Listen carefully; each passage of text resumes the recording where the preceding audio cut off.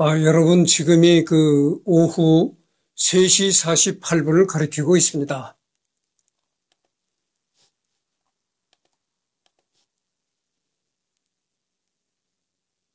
여러분 지금이 오후 3시 48분을 가리키고 있습니다. 이번엔 이제 브루스 커밍스라는 학자를 이제 얘기를 하겠는데요. 이 사람이 이제 미국의 정치학자, 미국의 역사학자, 한국학자, 한국사학자 이렇단 얘기죠. 1943년에 출생했다. 잠깐만요. 네. 미국의 정치학자이고 미국의 역사학자이다. 그다음에 한국학자이기도 하고 한국의 역사학자이기도 하다. 이런 얘기입니다.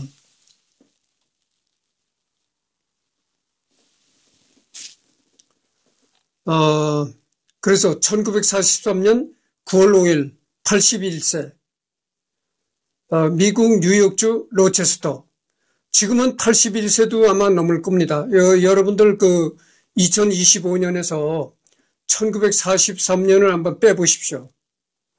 그러면은 25년에서 82세가 되네요. 81세가 맞습니다.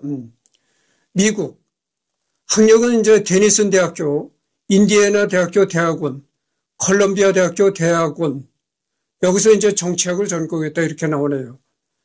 직업은 정치학자, 국제관계학자, 역사학자. 현재는 시카고 대학교 교수를 지내고 있다 이런 얘기입니다. 근데 이 사람 부인이 말이죠. 브루스 커밍스 이 사람 부인이 한국 사람입니다. 한국 여자예요.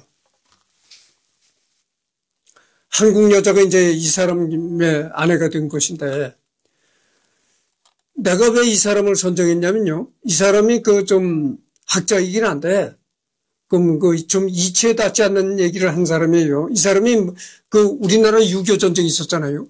6.25 전쟁을 미국이 유도했다는 겁니다.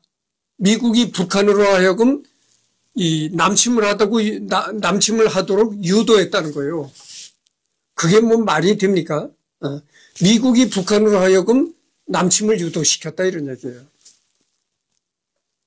그게 말이 안 되는 얘기죠. 정말 미국이 남침을 유도해서 전쟁을 일으켰다면은 미국은 굉장히 부도덕한 나라가 됐을 것입니다. 생각해 보십시오. 전쟁을 유도해놓고 또 자기네 나라 젊은이를 3만 명씩이나 갖다 죽여? 그러니까 이건 살인자의 나라죠. 살인자의 나라일 뿐더러 이거는 말 같지도 않은 얘기, 이치에 닿지 않는 얘기라고. 여러분들 3만 명이라면 노다지 적은 숫자가 아니거든. 3만 명의 미국인이 여기서 피를 흘리고 싸우다 죽었다 이 말이죠. 그러면은 자기네 젊은이를 3만 명씩이나 죽인 일부러 전쟁을 유도시켜가지고 자기네 젊은이들을 3만 명씩이나 죽인 부도덕한 나라가 미국이다. 이런 얘기뿐이 안 되는 건데 이치에 닿지 않는 얘기죠. 말 같지 않은 얘기인데 하여튼 말 같지 않은 얘기지만 이 사람이 그런 주장을 했던 사람이죠. 그러니까 미국이 북한으로 하여금 남침을 유도했다. 이런 말 같지 않은 그런 주장을 해서 그렇게 유명해진 겁니다. 그런 주장을 해가지고 유명해진 거예요. 그래가지고 이 남침 유도설이라는 그런 책까지 써내가지고 베스트셀러가 됐는지 하여튼 그랬던 적이 있었어요, 이 사람이. 미국의 정치학자, 한국학자이며 시카고 대학교의 석조학 교수였다. 아시아 지역학의 거두로 꼽힌다. 생애. 1943년 9월 5일 뉴욕주 로체스터에서 태어나고 오하이오에서 자랐다. 테니슨 대학교에서 심리학을 전공으로 졸업한 뒤 1961년에 평화봉사단으로 대한민국에 온 것이 2년이 돼서 한국 연구에 파고들었다. 미국에 돌아온 뒤에는 인디애나 대학교에서 석사, 콜롬비아 대학교에서 정치학 박사학위를 취득했다. 이후 스와스모 칼리지, 워싱턴 대학교, 노스웨스턴 대학교에서 교표를 잡았다가 시카고 대학교에서 석조학 교수가 되었다. 예전에는 말이죠. 예전에는 그 평화봉사단이라는 게 있었습니다. 그래서 이 브루스 커밍스라는 그 학자가 1961년에 평화봉사단으로 대한민국에 왔었다고 말이죠. 계보. 미국의 1세대 한국학자인 에드워드 와그너, 제임스 팔레의 계보를 잇는 2세대 미국인 한국학자다. 커밍스는 워싱턴 대학교에서 팔레의 동료 겸 후임 교수가 됐다. 콜롬비아 대학교에서 박사학위를 받은 커밍스의 논문은 엄청난 반발을 불러일으켰기 때문에 그가 대학에 자리를 얻을 수 있을지는 불투명했다. 하지만 팔레는 자신의 의견과 정면으로 반대되는 주장을 편 커밍스를 워싱턴 대학교에 꽂아주었다.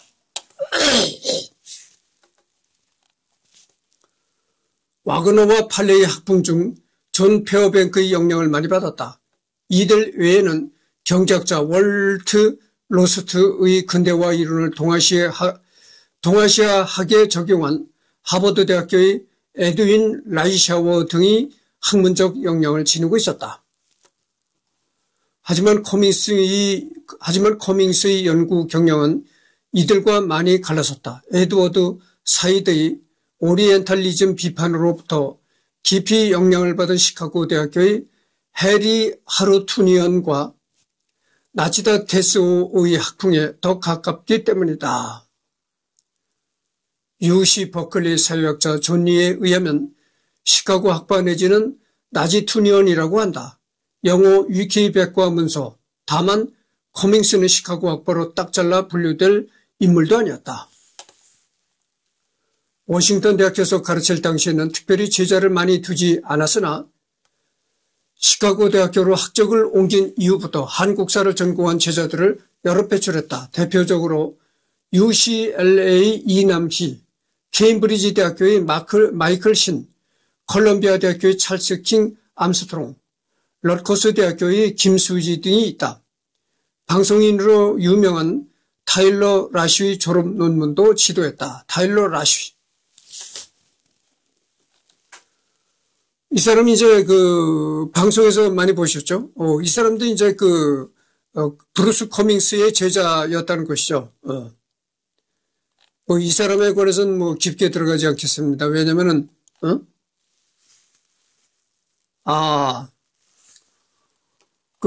이 사람이 타일러 라쉬라는 사람이 체구가 작네요. 서양인인데 키가 159고, 체중이 54kg다 이런 얘기입니다. 그러니까 서양인인데도 불구하고 160이 넘지 못하는 키다 이런 얘기가 나왔네요. 하여튼 이 사람에 관해서는 이 사람이 지금 주인공이 아니니까 주인공은 어디까지나 브루스 커밍스가 주인공입니다. 그러니까 이 사람은 그냥 넘어가도록 하겠습니다. 그리고 이렇게 나옵니다. 활동 영역. 6.25 전쟁 기원에 대한 담론은 이미 오래전부터 진지한 학문의 영역이었다. 브루스 커밍스의 작품인 한국전쟁의 기원은 1981년에 출간됐는데 이 한국의 전쟁 기원, 이 책에서 브루스 커밍스가 그런 미국이 남침 유도를 했다. 이런 논리를 이 책에서 이제 주장한 것이죠. 1981년에 출간됐는데 이미 그 전부터 우드로 윌슨 센터를 중심으로 6.25 전쟁에 대한 논의가 이루어지고 있었다. 왜냐하면 6.25 전쟁은 냉전의 본격적인 시작점이었기 때문이다. 냉전의 기원을 연구하는 데 있어서 6.25 전쟁은 기본 중의 기본이다. 1987년 말 김학준이 대한민국 학교에서 처음으로 6.25 전쟁에 대한 논문을 제출했는데 그것은 지난 수십 년간 미국에서 논의된 6.25 전쟁에 대한 논의를 집대성한 것이다. 그래서 이제 이 6.25 전쟁이 중요하다 이거죠. 왜 중요하냐면은 6.25 전쟁으로부터 냉전이 이제 시작되었다. 이래가지고, 그런 것이죠. 이제 커밍스의 업적은 당시 주류 이론이었던 전통주의에 대한 논리적인 반박을 지지했다는 점이다. 간단히 설명하자면 당시 냉전에 대한 인식과 6.25 전쟁에 대한 인식은 전통주의적 시각이 주류였다. 전통주의적 시각이란 냉전과 6.25 전쟁의 원인이 공산주의자들의 야욕에 있다고 보는 시각이다. 전 지구와의 공산화를 추구하는 그들의 야욕에 미국이 나머지 세계를 보호하기 위해서 어쩔 수 없이 대응한 것이 바로 냉전이라는 주장이다.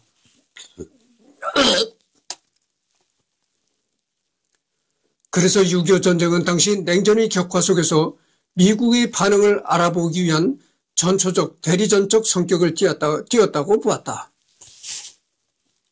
이에 반하는 그 수정주의는 1960년대에 등장했다. 대표적인 학자로는 윌리엄스가 있고, 그는 저서인 여기서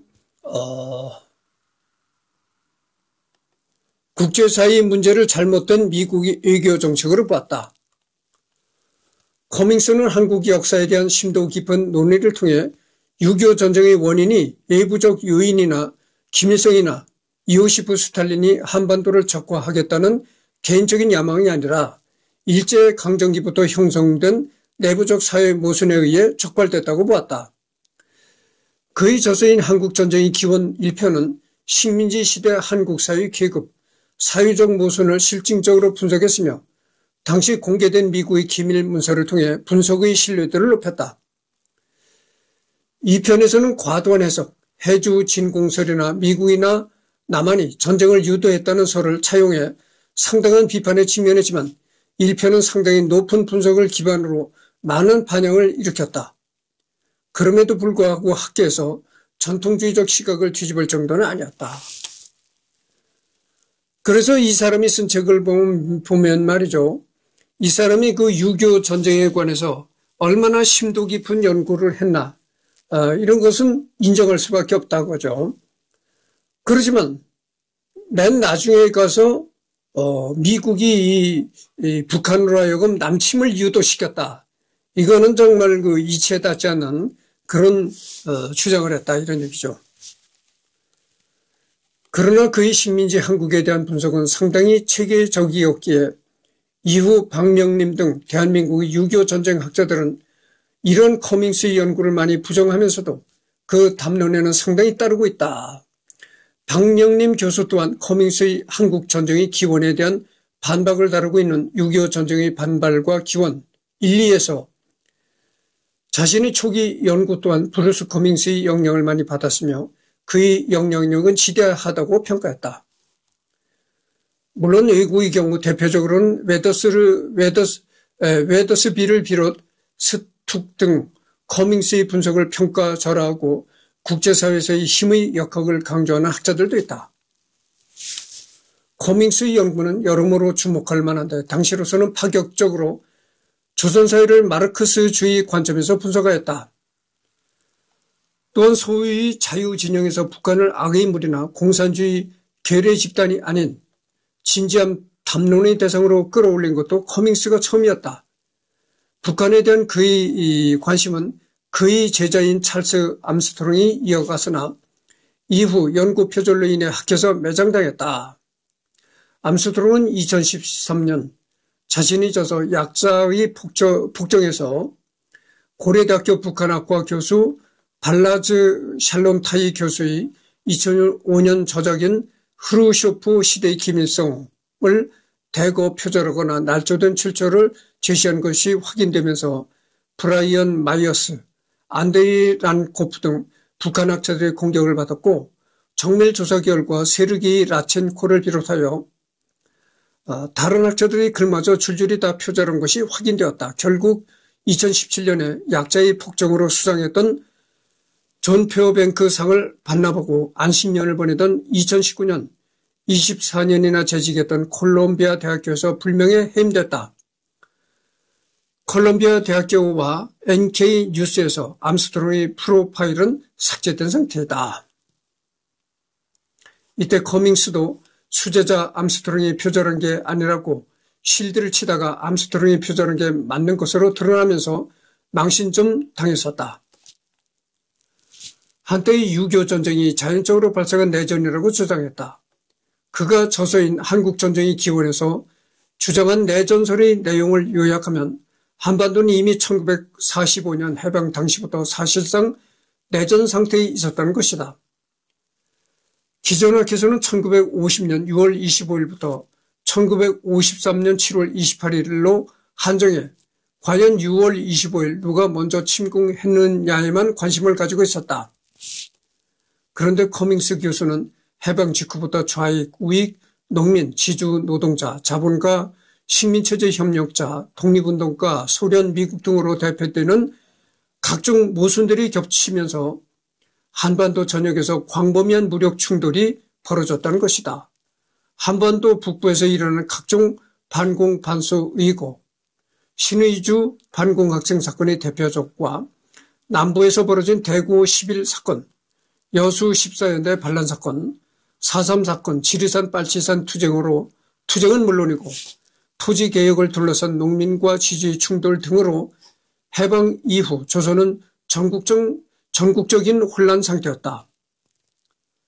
거기에 1948년 남북 양쪽 정권 수립 이후에는 1950년 6월 25일 직전까지 38선 전역에서 산발적인 국지전이 계속되고 있었다. 현역 장병을 대상으로 편찬된 정원 만화와 같은 곳에서 관련 자료를 제시해 주는데 건국 1950년 6월 초까지 국지전 횟수가 3자리에 육박한다. 여러분 그 6.25가 말이죠. 6월 25일 날 새벽에 북한이 기습남침을 했다. 이렇게 배우잖아요. 그런데 그렇게 6월 25일 날 북한이 새벽에 기습남침을 하기 전부터 이 휴전선 근방으로 산발적으로 이 전면전이 아닌 부분적인 국소적인 전투가 많이 벌어졌던 것입니다. 그렇게 토닥토닥거리는 국지전이 많이 발생하다가 6월 25일 날 이렇게 전면전으로 들어갔던 것이죠.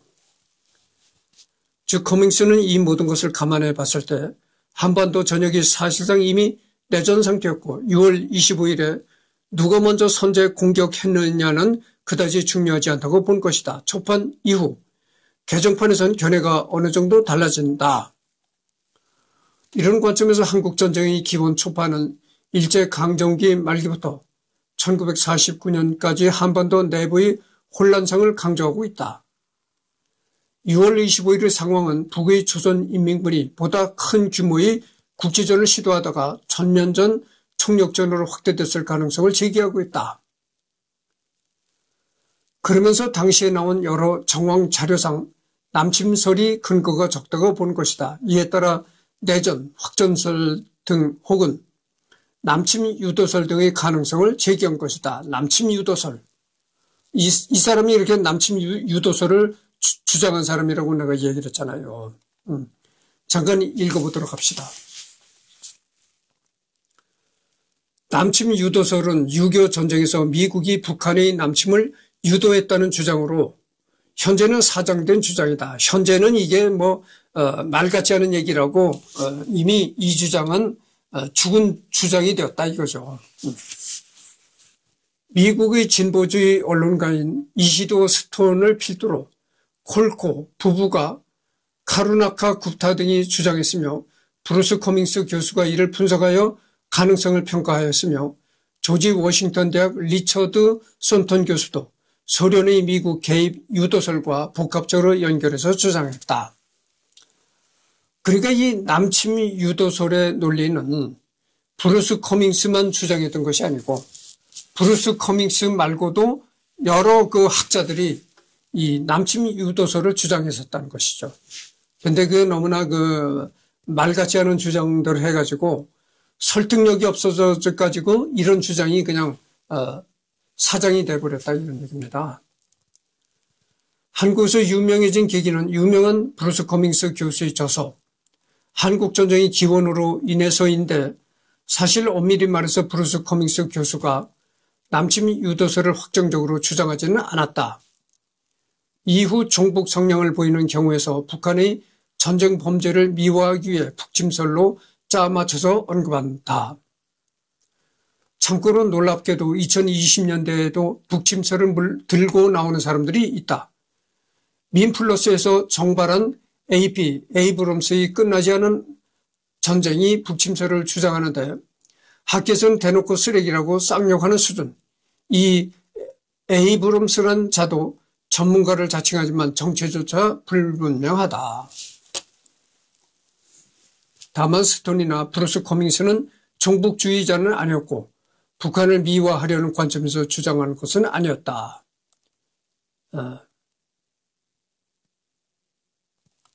하여튼 원래 페이지로 돌아가도록 하겠습니다. 이 때문에 북침설, 음모론적 남침 유도설을 주장했다는 오해를 받기도 하는데 본인은 이에 대해 반발하는 모양이다. 커밍스의 한국 현대사를 보면 어쩌다 만나게 된 대한민국 정부의 고위 인사가 이제는 더 이상 북침설을 주장하지 않는 것이죠? 라고 물어서 그를 당황하게 만든 일도 있다고 한다.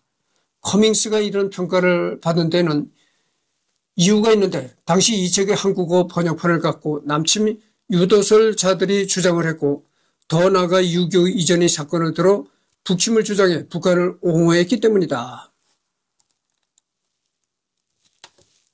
그래서 많은 사람들은 커밍스가 남침 유도설을 주장한다고 생각한다. 6월 25일은 전면 남침 날짜가 의미 없다. 내지 적어도 북한은 우발적으로 방어했을 뿐이라는 주장을 하는 일을 보게 된다면 그들이 본 책 중 하나가 이것이다. 그리고 커밍스 본인도 교묘하게 책에서 말장난을 많이 쳤으며 인민군이 남으로 가다가 국군과 조우했다는 해견 서술이라든가 미국이 전쟁을 유도했다고 직접적으로 주장하진 않으면서 동조하는 서술을 많이 남겼다. 또한 김일성이 정말 남침을 하고 싶었다면 겨울에 했을 것이라는 근거 없는 뇌피셜로 남침설을 부정하기도 했고 조선인민군에 복무하면서 전쟁 계획 작성에 참여했던 사람들이 계획적으로 전쟁이 준비되었음을 증언하자 사기꾼이라고 불필요하게 공격적으로 비난하는 등 자신이 역으로 비판당할 건덕지를 남긴 것도 사실이다. 대표적으로 조선인민군에 복무하면서 소련에서 작성해준 남침 계획을 번역했다가 반공포로 석방된 브라질 교포 주영복이 1979년의 인터뷰에서 이 사실을 밝히자 커밍스는 한국전쟁의 기원 2권에서 운운하면서 그를 남침론자들의 사주를 받은 사기꾼으로 매도했다. 개정판에서 그를 원색적으로 비난한 내용은 삭제했지만 여전히 그의 증언이 의심스럽다는 식의 부연 설명을 길게 달았다. 또한 자기 입맛에 맞지 않는 학자들을 무례하게 비난해서 적을 많이 만들었는데 커밍스로부터 터무니없는 연구를 했다고 매도를 당했던 신봉용은 커밍스가 대한민국 사회에 분열만 가져온 간사한 인간이라고 혐오를 감추지 않았다. 지금 24분을 경고했습니다. 좀 더 해드리겠습니다. 또한 문제는 이러한 남침 유도설은 미국이나 서방에서 이미 진즉에 깨졌다는 것이다.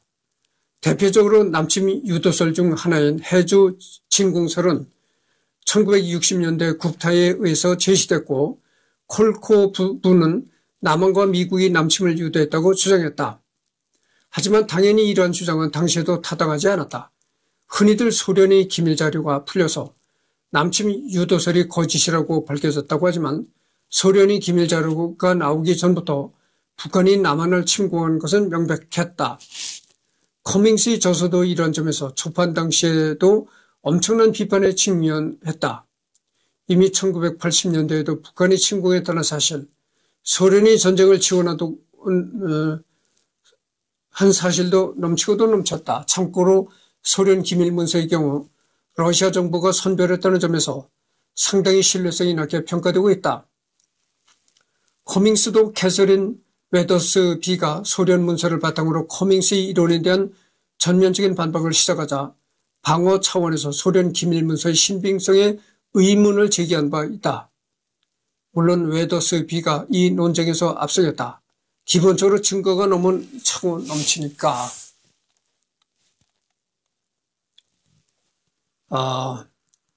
그럼에도 불구하고 이미 여러 자료를 통해 북한의 침공이 확실했기 때문에 이러한 비판을 수용하여 한국전쟁의 기원 개정판에서 스스로 자신의 견해를 수정한다.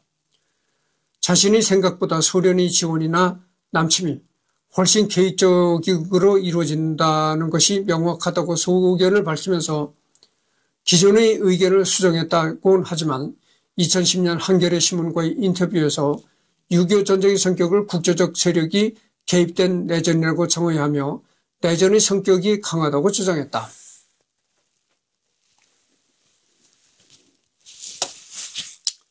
물론 남한의 경우는 좀 다른데 남한의 경우 6.25 전쟁을 금기시해왔다.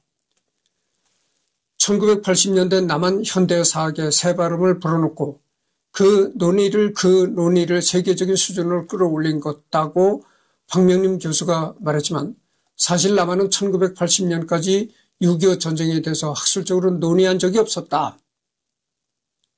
1980년 민주화 발음 속에서 6.25 전쟁에 대한 연구가 가능했던 것이고 그 연구의 기반이 브루스 커밍스의 한국전쟁의 기원에 있었던 것이다.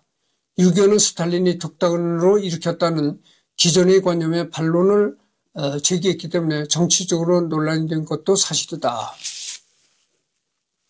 잠깐만요. 오랫동안 이 모니터를 주시하고 리딩을 하니까 말이죠. 좀 이렇게 졸린 그런 현상이 생깁니다. 그래서 잠깐만요.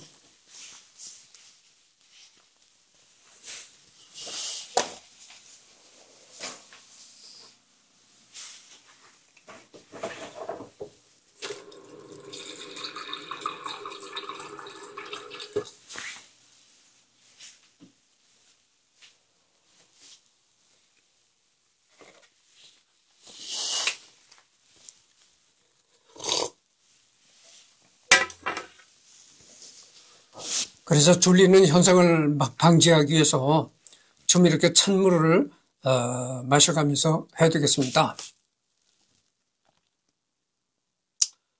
그래서 여러분들 이거를 자꾸 얘기할 필요가 없잖아요. 미국이 북한으로 하여금 남침을 유도시켰다. 이거 말도 안 되는 이런 주장을 가지고 자꾸 얘기할 필요는 없는 거고. 6.25 전쟁에 대한 이야기는 1980년대 출간된 해방 전후사의 인식 초판, 1988년에 박세길이 다시 쓰는 한국 현대사 1권에도 남침 유도설 같은 수정주의 관점의 견해들이 대거 수록되었으나 동시에 당시 대학원생이었던 박명림의 6.25 전쟁사 쟁점도 같이 수록되었다. 특히 연세대학교 박명림 교수가 1995년 한국전쟁의 발발과 기원을 출판하면서 6.25 전쟁이 스탈린, 마오쩌둥, 김일성 3자 합의에 의한 명백하고 계획적인 남침이라는 것을 풍부한 사료를 통해서 증명하여 커밍스의 남침 유도설을 비판했다. 하지만 그가 주장한 수정주의적 사조는 박명림도 따르고 있다.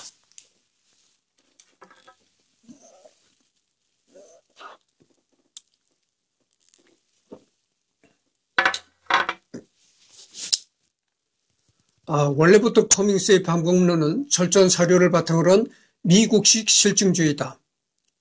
미국인으로서 수천 건의 한국어 사료를 설립하여 연구한 것은 대단하다. 당시 한국학자 중에서도 그만큼 자료를 수집해서 하는 사람도 드물었다. 엄청난 사료를 설립해서 연구를 했기 때문에 어쨌든 많이 인용되는 학자이기도 하다. 하지만 이 한국어 사료에 집중한 것도 나름 그의 연구의 한계가 가져왔는데 그가 주목한 한국어 사료들은 주로 6.25 전쟁 중에 노획된 북한 문서들, 특히 강원도당의 문서구들인데 이런 문서에는 스탈린이 지시했다는 내용 따위 들어있을 리 없고 이런 문서만 봐서는 북한이 매우 자주적인 건설을 한 것처럼 보인다.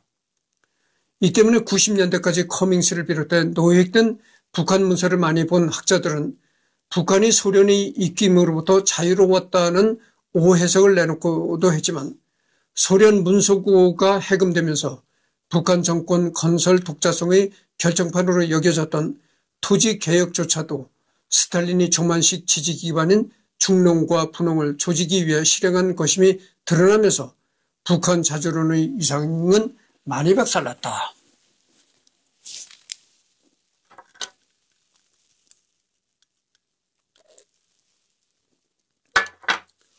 그래서 어쨌든 간에 이 브루스 커밍스 교수가 연구한 거 보면은 놀라운 것이 상당히 많은 그 한국 전쟁에 관한 사료들을 모집하고 거기서 이제 자료들을 많이 추출해 놨다는 거죠. 근데 그 브루스 커밍스라는 학자가 한국전에 관한 많은 자료를 수집한 것이 주로 6.25 때 이 북한에 속했던 그러니까 북한이 이 차지했던 이 뭐 강원도 지역 이런 지역의 그 문서들을 많이 참고했다는 것이죠. 그래서 이제 시각적으로 오해된 시각을 갖고 논리를 세웠다. 뭐 이런 얘기가 되는 거죠.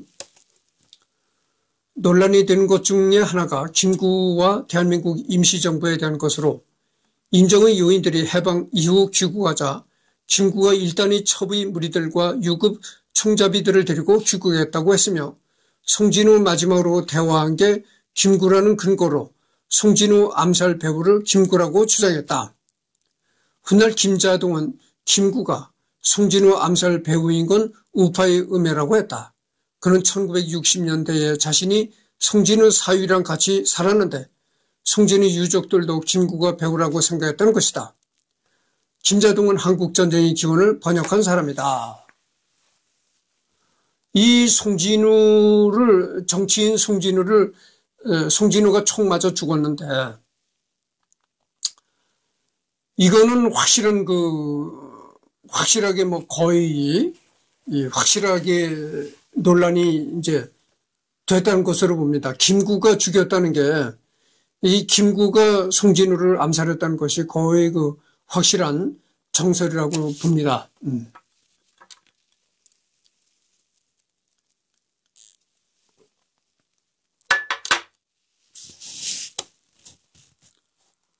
그 살인마 김구라는 그런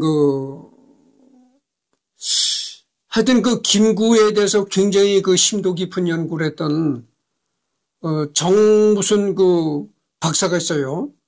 그 사람이 김구에 대해서 연구했던 그 책을 아주 두꺼운 책을 펴냈거든요. 그래서 나도 그거를 본 적이 있는데 참 놀라운 게 그 정 박사가 연구한 게 말이죠. 엄청난 자료들을 설립했어요. 김구 한 사람을 연구하기 위해서 엄청난 역사적 자료들을 통달하고 했던 것이죠. 그거를 보고 상당히 내가 놀랐습니다. 엄청난 자료들을 설립했고 엄청난 그 역사 전반을 다 훑어봤다는 것이죠. 이 김구 한 사람을 평가하기 위해서. 근데 그 사람이 내린 결론이 그겁니다. 김구는 살인마다. 그래서 그 사람이 주장한 것도 그겁니다. 그 박사가 주장한 것도 송진우는 김구가 죽였다. 김구가 이 배후에서 송진우 암살을 주도했다고 그거죠. 2021년엔 미국이 6.25 전쟁을 끝내지 못한 것이 북한의 핵 보유를 촉발했다고 발언했다. 위에 비판. 지금 34분을 경고했습니다. 조금 더 해야 되겠습니다. 위에서 언급했듯이 그는 6.25 전쟁에 대해 일괄적으로 이 전쟁은 어느 측의 책임이 있는지에 대해서 말할 수 없다고 주장하고 북한의 남침에 의한 전쟁 발발 책임 여부를 부정하여 한국 내부의 모순이 쌓여 일어난 전쟁이라고 주장했는데 이에 대해 전쟁을 일으킨 북한 정권의 악행을 덮어준다는 비판이 있다. 물론 그렇다고 해서 현재의 커밍스가 남침 자체를 부정하는 것은 아니다. 그러나 남침보다 당시 한국 사회의 모순에 훨씬 더 중점을 두며 이승만 또한 전쟁 발발 이전부터 북진 통일을 주장했기 때문에 북한의 일방적인 책임을 묻지 말고 사화 구조적 원인을 분석해야 한다는 입장이다. 김일성은 스탈린에게 침공 승낙을 받기 위해 수십 번이나 승낙을 요구했지만 계속 거절당했고 결국 승낙을 받고 한국을 침공하였다. 이 사실은 커밍스가 주장한 한반도 내부의 모순점 때문에 일어났다고 보기에는 근거가 부족하다. 이 정보들로만 본다면 6.25 전쟁은 김일성이 없었다면 일어나지 않았을 전쟁이라고 보는 것이 타당하다. 그래서 이 브루스 커밍스는 한국 사회에 모순이 쌓여가지고 그 모순이 폭발한 것이 6.25다. 이런 식으로 얘기를 했는데 전혀 그렇지 않다는 것이죠. 전혀, 사실은 뭐냐면은 여러분들 다 아는 사실이잖아요. 김일성이가 여러 차례 소련에 가서 그 스탈린을 만나가지고 계속 스탈린한테 징징거린 겁니다. 전쟁을 일으켰다. 남침을 내가 해야 되겠으니까 스탈린 동지가 승낙해달라고 여러 번 아주 띠를 쓰듯이 하도 귀찮게 그러니까 스탈린이가 승낙해 준 겁니다. 처음에 한두 번은 스탈린이가 굉장히 반대를 했는데 하도 와서 자꾸 귀찮게 그러니까 이제 귀찮아서도 승낙을 했으라고 봅니다. 그만큼 김일성이가 스탈린에게 매달렸던 것이죠. 남침을 허락해달라고. 2015년 5월 6일 세계 역사학자 187명이 일본 아베 내각의 과거사 왜곡에 항의하는 집단 성명을 발표할 때 브루스 커밍스도 해당 성명에 동참했다. 2015년 10월 24일에는 한국 연구자와 교수들 154명과 함께 한국 교과서 국정화 반대에 동참했다. 그러니까 이 브루스 커밍스는 말이죠. 한국의 교과서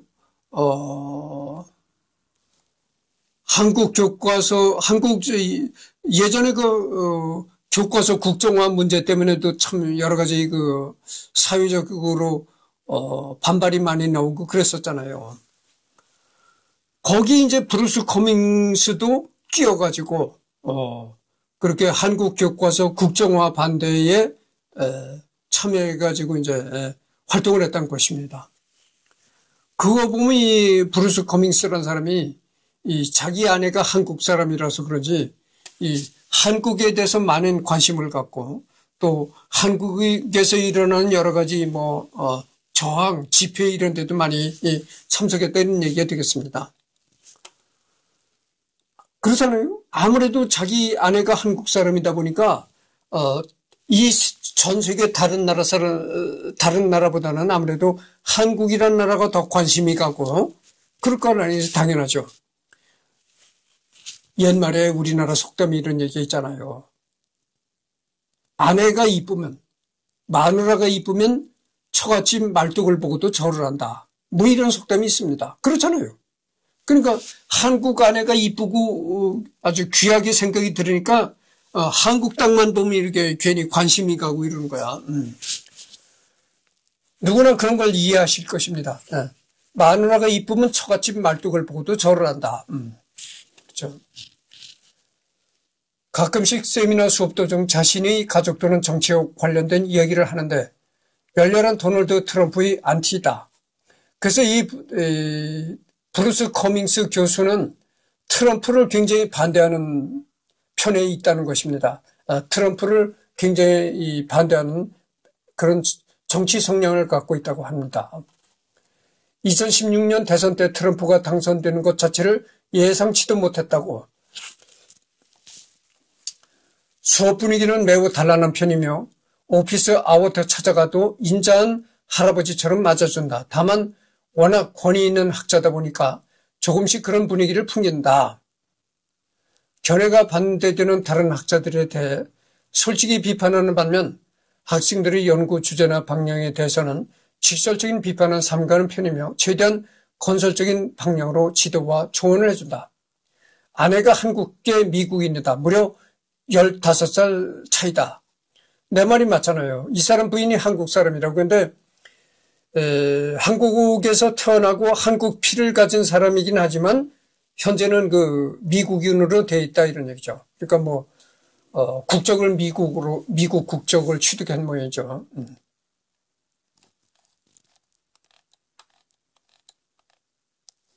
한국계 미국인은 한국계 미국 시민권자를 말한다. 그런 얘기죠. 이제.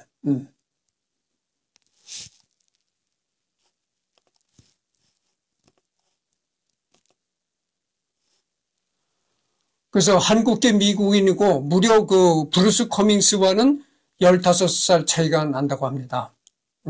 시카고 컵스의 열렬한 팬